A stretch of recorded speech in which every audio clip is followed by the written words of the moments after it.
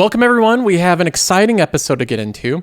I put together a valuation spreadsheet that shows when a company, in my opinion, in my portfolio is undervalued, when it's in the fair value category, and then when it's overvalued, when it's time to consider selling out of the company. Now, a lot of the companies in my portfolio, specifically the tech portfolio, they've had a rough time. The portfolio is down $36,000. It's down like 25% of the invested capital in it.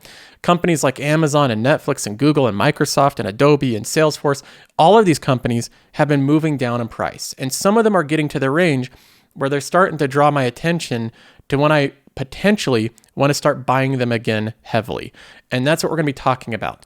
Valuations and when I might finally pull the trigger and buy some of these companies again, start putting real money into them. So we'll go over that, but we also have some additional news stories here.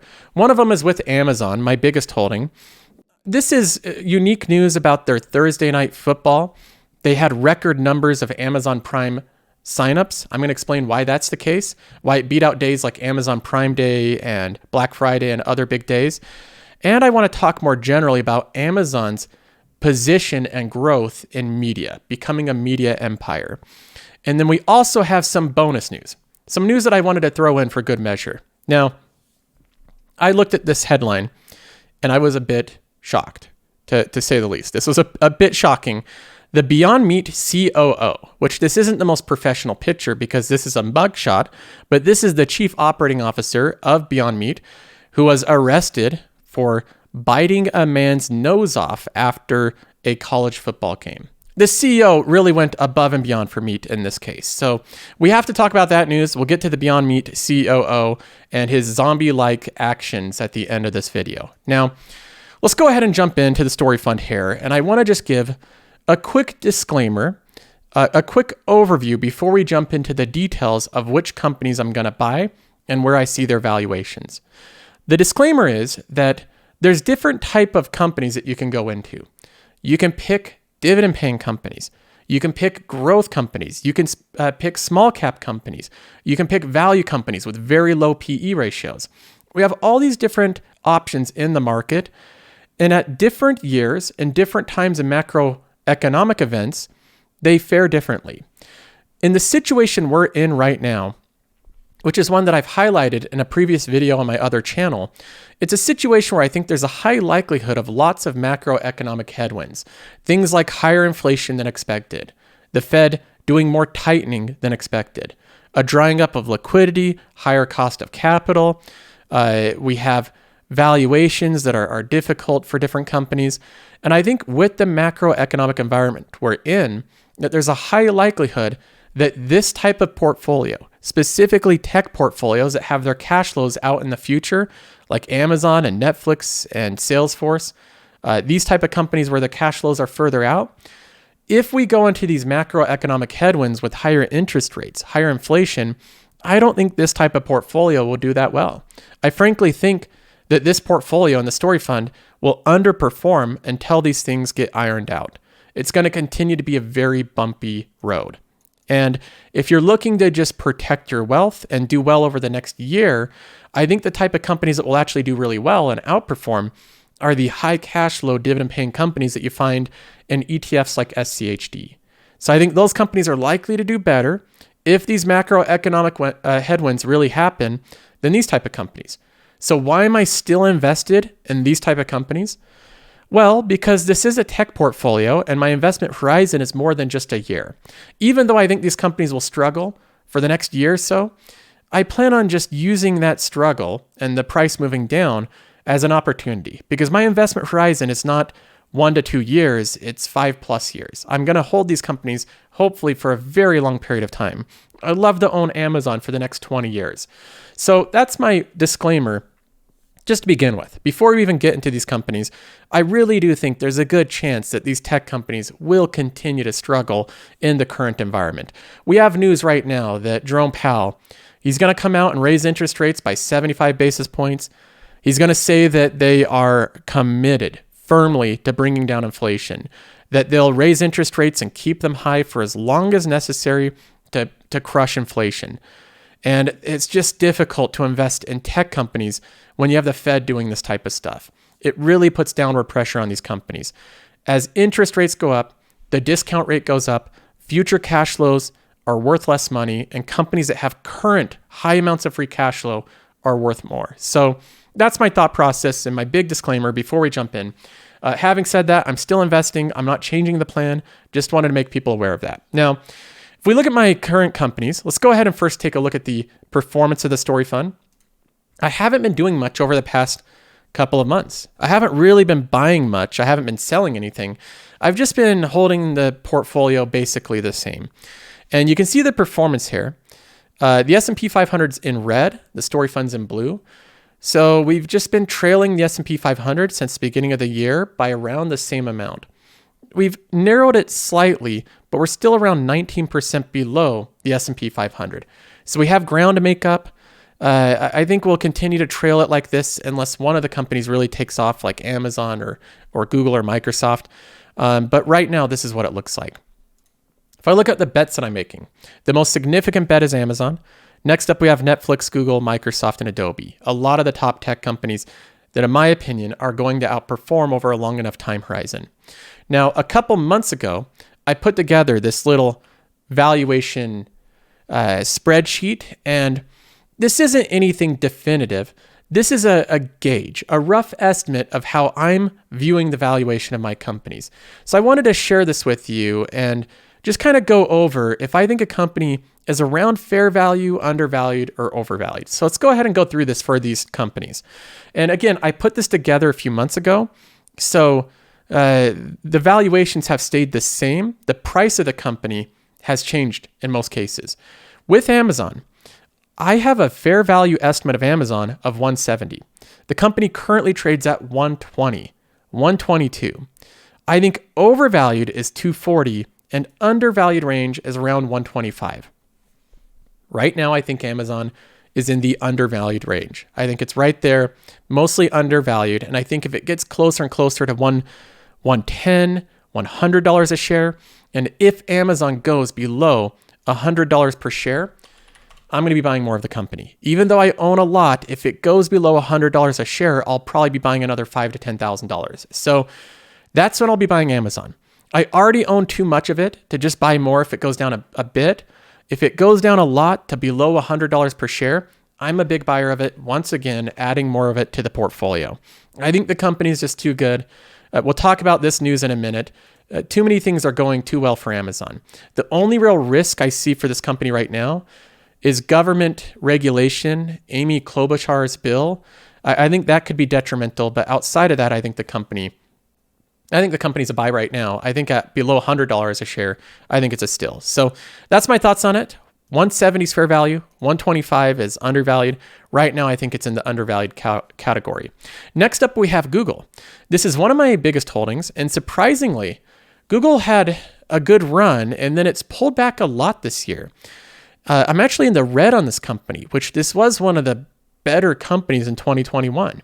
Now, I'm just going to say this. You can make your own investments, make your own decisions. In my opinion, Google is laughably undervalued. I think the company is just, any way you slice it up, I think it's undervalued. I have a fair value estimate of 140. Overvalued, I think if it goes up to 170, I'll look at taking gains. Anything around 120, I think, is undervalued. And right now, we can look at Google here.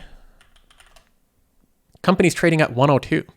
Again, I'm saying anything below 120, I think, is undervalued. The company's at 102. When I look at the metrics here, I'm trying to make sense of it. What does the market see with Google? Well, I look at a company that has really good revenue growth. The top line growth is great. Over the past year, it's 12%. Past 2 years, it's averaged 34%. These are annual averages. 5 years are 21%. And over the past decade, it's grown its revenue on average 19% per year. Pretty fantastic revenue growth from this company. In the meantime, it generates real meaningful free cash flow that they use for share buybacks. They use to invest in different things. So it's a growing profitable company with an incredible balance sheet with $100+ billion of excess cash. It has a wide moat and it's trading at a 17.4 PE ratio. Basically, it's trading at a market multiple PE ratio. So investors are saying, Google's about the same type of company as the rest of the market.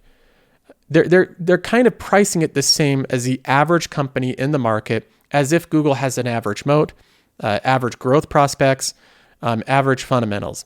My opinion is heavily undervalued. Google should be somewhere in the mid-20s PE ratio. So there are some headwinds. TikTok, I think, poses a little bit of a threat with short-form video content. Maybe TikTok will roll out long-form video content. So they do have some headwinds there. They do have a moat to defend. But overall, in my opinion, even with those headwinds, I think Google overall is undervalued right now. I don't see it any other way. Next up, we have Microsoft. Microsoft is another company that I have more disagreement on, that I think the company's heavily undervalued. I think it's simply trading at too low of a valuation, considering its moat and growth prospects. I put the fair value of Microsoft at $350, overvalued is around $400 per share, and undervalued is anything $300 or below. Right now, Microsoft trades at $241. It's simply undervalued. My assessment, it's undervalued. When I look at the valuation metrics of the company, it does have still above a market multiple of 24 forward PE. So many investors will say, well, Microsoft is trading above the market and it deserves to be somewhere around this range. I disagree. I think considering how great this company is, how wide the moat is, how 80% of their revenue comes from subscriptions, how they're able to just buy enormous companies like Activision Blizzard and get it passed through Congress, I think with their growth rates, with their profitability, with their moat, I think Microsoft should be trading in the low 30s PE ratio. That's my opinion of it. The fact that it trades right in line with companies like Coca-Cola, even though it has better return on capital employed, better profitability metrics, arguably a similar moat, way better growth rates. Coca-Cola hasn't been growing for the past decade. I just think that Microsoft deserves to trade at a bigger premium than companies like Coca-Cola. Now, moving on beyond Microsoft, there's one company that's given me some trouble, which is Netflix. Netflix is a company that, it's a good example of a company that you're buying a growth company that stops being a growth company. Netflix was priced as a premium growth company and it stopped growing. Investors were expecting this company to grow 15, 20 million subscribers per year until they reach their total addressable market of maybe 600 to 700 million. And come 220 million subscribers, they say that they're actually reversing course. They're losing subscribers. A huge change in the growth story of Netflix. The stock has plummeted 50 to 60%. Now, I had to revise my valuation estimates of this company. Here's where it currently lands. I think that Netflix is around fair value at $340 per share. It currently trades at $243. So I do think the company is undervalued right now. It's bordering on that undervalued territory. I don't think it's really close to its fair value, considering it still has really good future growth prospects. I think it's a great company in a great position. But I just think that it's going through some temporary troubles. We look at the overvalued territory, and I think that's at $450. Now, in my opinion, the next year for Netflix might be a little bit tricky. The company probably won't have a good earnings report come October 18th. That's my guess based on what I've seen in media. It hasn't gotten a lot of attention. Most of the attention is House of the Dragon and Rings of Power. Netflix doesn't have much buzz right now. But having said that, they're moving to an ad revenue tier that should bring in more revenue for the company. It's less of a focus on subscribership. Instead, it's focused on earnings and profitability. When I look at the cash flow of Netflix, my estimates are that this company will generate around $1 billion of free cash flow in 2022, and then around $2 billion of free cash flow in 2023. That's what I'm estimating for their free cash flow growth. That would make the company worth around a 2 to 3% free cash flow yield. 2 to 3% free cash flow yield for a company like Netflix, I think is a good deal. So even though the stock has just been trashed over the past year, I'm heavily in the red on it. I'm looking at the current valuation and current situation of the company, and I still think it's a pretty good situation right now. It could change. It's a little bit more risky than most companies, but that's how I view it. Adobe's the next one. This company's valuation is determined in part by how you view their recent deal with Figma. I did a video explaining my thought process on it, how investors are making a mistake by just doing a simple discounted cash flow analysis on Figma and whether or not it was a good deal. That is the wrong way to view it. Adobe isn't just buying a company, but they're saving themselves from having to deal with that company and paying billions and billions of dollars competing against Figma in what I think is a losing battle. Adobe could not recreate Figma. It would have to be built from the ground up. It would be a huge undertaking. They'd have to try to gain market share. There's just no way they're going to do it. So I like the acquisition of Figma. I think it's good for Adobe, even at a $20 billion share price.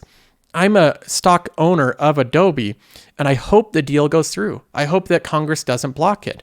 Because if they do, even though the stock price went down afterwards, after they announced a deal, I think that this is a better situation for Adobe to be in, having this deal go through. So having said that, I'm viewing Adobe through the lens that I like the Figma deal. I think it widens their moat. I think it makes it so that they maintain the economics of their business. And with Figma and the Adobe suite, they have their foot in the door of basically every company. Every company that does any design, every tech company is going to be using an Adobe product once this deal goes through.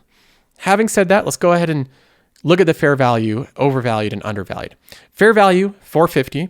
Overvalued, the range Adobe was trading at a year back is $600. That's my overvalued range. And then undervalued is around $280 per share. Right now, Adobe trades at $290. So I think it's borderline undervalued. I think Adobe's a buy. I don't think it's overvalued by any means. In my opinion, it's not. I think it's somewhere between getting to the point of undervalued and away from fair value. People can argue about this. A lot of it is just based off of really what you think of that deal. If you don't like the Figma deal, you probably think Adobe's a bad buy right now. If you do like it, you probably think it's a great deal. So I do like the deal. I think Adobe's a buy right now. Just my opinion. Make your own investment decisions. Now, moving on to Salesforce, we have a company that is also under a lot of debate. I like the way this company's been developing over time. I like the direction it's been going. My fair value of the company is $200 per share, around that range. Overvalued would be around $250 per share. Undervalued is around $160 per share. Right now, Salesforce trades at $150. So it's underneath the undervalued category. My opinion, Salesforce is a buy.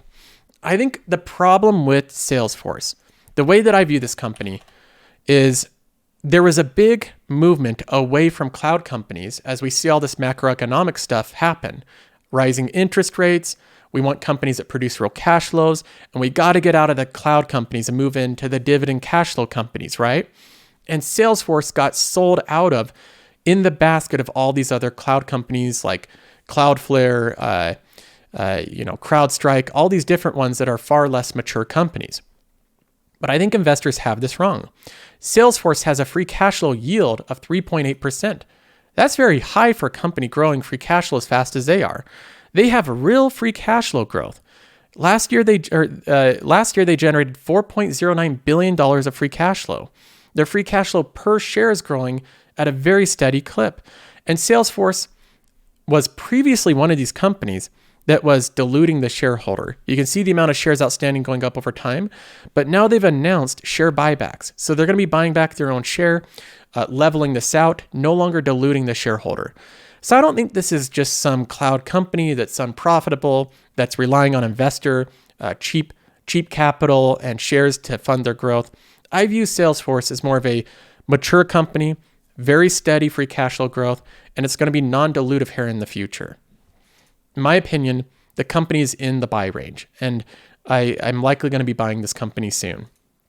We have Apple. This is a company that also has a lot of debate. I made a recent video saying that I think Apple will eventually go above $200 a share. I don't know when. I'm not making a time call on that. I don't think it's going to be within 1 year or 6 months. I'm not saying that. But I view Apple as a compounder that will continually raise their dividend, do more buybacks, invest for growth in different products. People might make fun of Apple's dynamic island and the different things a company does in marketing. But the reality is they're going to sell a lot of phones. I think they're going to continue to have a lot of demand. I think that the new Apple Watch is going to attract more customers to the Series 8 watch.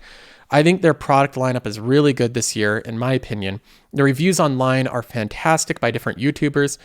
I just see Apple as this compounding machine. At a 24 PE ratio, it's a buy in my opinion. And I view it that way. I think it will be above $200 per share sometime, not in the way long distant future. So not only do I see it as having upside, but I also see it as protecting the downside. So personally, when I look at my portfolio and the current allocation and valuations of my companies, the ones that are on the radar to be buying more of right now is Adobe is one of them. I only have it as 5% of my portfolio, so it's not a massive holding, and I really like the situation the company's in right now. If it trades down even further, I'll be picking up more shares of this company. Salesforce is another one that I think the sell-off is overdone with this company. I might be picking up more of that one. Google, I think, is a layup in the long term. Unless this company really gets disrupted by TikTok or a different competitor, I think it's going to do just fine. But I already own 14% of my portfolio in this one. And then Amazon's already such a massive holding that I'm not going to buy more of it until it gets around $100 or below $100 per share. That's when I'll look at buying more Amazon. Netflix right now, I think, is just around that fair value. So that's how I view it with my portfolio. I'll continue doing buys, but I'm going to wait for it to meet these different metrics. Now, moving on, I did want to talk about one piece of news with Amazon. I want to actually focus, instead of on this specific piece of news, what I see is Amazon building this media empire, this massive media business as big as NBC or Disney. And I see Amazon doing this step by step, sports being one part of it. Amazon paid $1 billion for exclusive rights to Thursday Night Football. And they made this really fun with like a bunch of alternate streams. You could have different people commentating on it. They had ones for younger viewers, ones for older viewers, right? Different demographics. I think they did a really good job with this Thursday Night Football. Now, the surprising news with it is that the Thursday Night Football attracted a record number of Prime signups over a 3-hour period, more than during similar periods on Prime Day or other big shopping days such as Black Friday or Cyber Monday. This was a memo that the Amazon executives released. Why did this Thursday Night Football add on more Prime members than these other unique shopping events like Prime Day, Black Friday, and Cyber Monday? When I thought about this, I thought the reason's pretty clear. Most of the people that want Amazon for shopping already have it. They're already members. Amazon already has 200 million members. What does Amazon not have? People that don't really care about the shopping, and instead they care about football. So the fact that Amazon invested in something different than another Black Friday shopping day or Amazon Prime Day, they invested in football and sports, that grew their Prime membership overall. It brought more people into the Amazon membership. And what are some of these football fans going to do? Some of them, they're going to sign up to watch Thursday Night Football. They'll have fun watching it. And then they'll go, you know what? I need this item. Well, I just signed up for Amazon. Maybe I'll try out their Prime membership and get it for 2-day shipping. Then after they do that for a while, they get addicted to the 2-day or next day delivery. Then they start buying on Amazon all the time instead of just some of the time. So I actually view this as a very positive thing. Amazon went into a different category. They got a record amount of Prime members signed up in a 3-hour period, and now they can cross-sell all these different parts of their membership, reducing churn so that these people don't leave as soon as the football season's over. They also said, quote, by every measure, Thursday Night Football on Prime Video was a resounding success. Had record numbers of viewership, record signups, record retention, right? A great success overall. The one takeaway I have from this is Amazon is looking for their next big category, the next big leg of Amazon. They already have the Prime membership. They have the Amazon third-party seller, and then they have AWS. They already have 3 big parts of Amazon, and they're looking for the next thing. Is it in automation with vehicles and driving with Zoox? Is it in their healthcare, their attempts to streamline healthcare? Or is it in media and entertainment? In my opinion, I think out of the options right now, Amazon is making the most ground in media and entertainment. If you think about this, just 3 or 4 years ago, just zoom back in recent years, were you really thinking of Amazon as a powerhouse media company? I wasn't. The stuff on Amazon Prime Video was secondary B-level content, a few old series that other companies put down on their streaming service and licensed to Amazon. But now they're coming out with all these original series, these original shows that are getting huge numbers, like The Boys, like The Terminal List. Now they own a huge sporting event that people look to every Thursday night, this global sporting event of football. Now they own The Rings of Power, this massive series. Even though it's controversial, it's getting a ton of attention. And Amazon has one of these series now that many people are looking forward to watching every single Friday. So Amazon, in a short couple of years, has morphed from basically a no-name in media to now a powerhouse controlling sports, entertainment, and wrapping that into their subscription bundle. The more I think about this company and their ability to just grow into different categories, it's pretty incredible. I could see a world in 5 years, literally just 5 years, where Amazon has a more flourishing media business than the likes of NBC or other media-first companies, HBO, Disney, those type of companies. With the way that they are able to move into things, I really have high expectations for this company. Now, moving on from Amazon, we got to get to this news. The Beyond Meat COO, this is an actual officer of the company, a chief operating officer of the company, has allegedly, I'll throw on the allegedly, bit someone's nose off. Now, I know what you're thinking. That might be a clickbait title. They might have oversold this, and maybe it's not quite as bad as it looks. You're wrong if that's your assumption. It actually is worse when you actually read the details of this story. Let's go ahead and go through it here. Doug Ramsey was arrested on charges of terroristic threatening and third-degree battery. Obviously, this is a battery charge, but I didn't know that they're going to throw in terrorism as part of this, terroristic threatening. But if you read the details, it makes sense why this would be a very threatening thing to have happen. The court records show Ramsey was allegedly at a parking garage when a Subaru inched in front of his Bronco. So here we have, after the game, everyone's eager to go home. Everyone's funneling to their cars, trying to get out of the parking garages. And this can be stressful. Everybody wants to get out. Otherwise, you're stuck in line waiting for cars to go by for 45 minutes. So most people do the zipper effect, right? One person goes after another. But it looks like this caused a little bit of road rage here. And just as a side note, he drives a Bronco, but this is the Beyond Meat executive here. The people that say they're so caring about the world and right, having all these efficiencies and global warming and all of that. That's a big selling point of Beyond Meat is global warming, right? And he drives a gas guzzling giant vehicle. But anyways, that's just a side note. The Subaru inched in front of his Bronco, coming into contact with the front tire of the passenger side. So this Subaru driver had the nerve to inch in front of his vehicle while they're very stressed trying to get out of this parking garage. And then his vehicle accidentally came into contact with the front tire of the passenger side. I can already sense the boiling rage of road rage happening right now. Someone cuts in front of you when you're trying to leave. You think it's your right of way. And then he has the nerve to push so close to you that he actually bumps into your tire. Some road rage, probably appropriate at that point, right? Well, he had a little bit more than road rage, more than your typical road rage. Ramsey got out of the car and, quote, punched through the back windshield of the Subaru. So the guy's acting like a real-life zombie here, getting out of his vehicle and busting through the back windshield by punching through it. The Beyond Meat executive allegedly then started punching the owner of the car who had left the vehicle and also, quote, bit the owner's nose, ripping the flesh off the tip.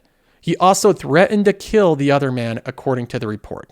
So just to summarize, this Beyond Meat executive driving his gas-guzzling Bronco had it bumped into by a Subaru, and he had such road rage from that and such a craving for human flesh, for real meat, that he got out of his vehicle, busted through the back of the Subaru until the owner of the Subaru got out, and then he bit the owner's nose, ripping part of the flesh off of his face.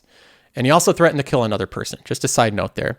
He was released on Sunday on $11,000 bail. Now, to me, this is obviously kind of a crazy story, but I think it's stressful times, maybe for the Beyond Meat executive. The stock has, after all, taken a bit of a nosedive over the past year, for lack of a better term. It's down 74% year to date.